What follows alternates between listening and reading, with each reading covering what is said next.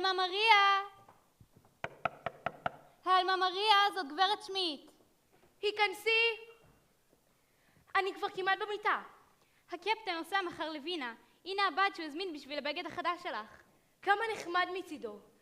אני מקווה שהוא יאהב אותו, כי אני רוצה לבקש ממנו עוד. עוד? לא בשבילי, בשביל הילדים. הם צריכים בגדים למשחקים. הילדים של פונטראפ אף פעם לא משחקים. הקפטן לא אוהב שהם מתלכלכים. אבל הם ילדים. תסתכלי על ההרים שם. תחשבי על כל העצים שאפשר לטפס עליהם, על הסלעים, על המנהרות. הקפטן אומר שהתרגיל הטוב ביותר בשביל ילדים הוא צעידה, ומבחינתו הם יכולים לצעוד כל החיים. הקפטן ייעדר לו עוד הרבה זמן? תלוי. בפעם האחרונה שהוא נסע לווינה לברונית שריידר, הוא נשאר שם חודש. אבל הוא בדרך כלל מגיע בכל פעם שמחליפים פה מטפלת. לפעמים אני חושבת שהילדים נפטרים מהמטפלות רק כדי לראות את אבא שלהם. הוא בטח גם רוצה לראות אותם. מאז שאשתו המסכנה נפטרה, הם מזכירים לו אותו יותר מדי. גיטרה? את יכולה לשים את זה בצד. את לא תשתמשי בזה. למה לא?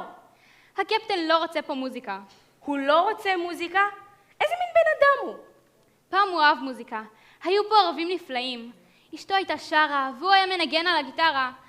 אבל עכשיו הוא קבר את זה עמוק מאוד ביחד איתה. אני מקווה שעד הקיץ זה יסתדר. אם את שואלת אותי, אולי אפילו עוד לפני הקיץ.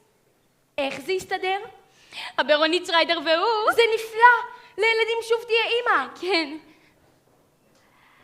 עומד לרדת גשם. כדאי שתסגרי את החלונות. לילה טוב. לילה טוב!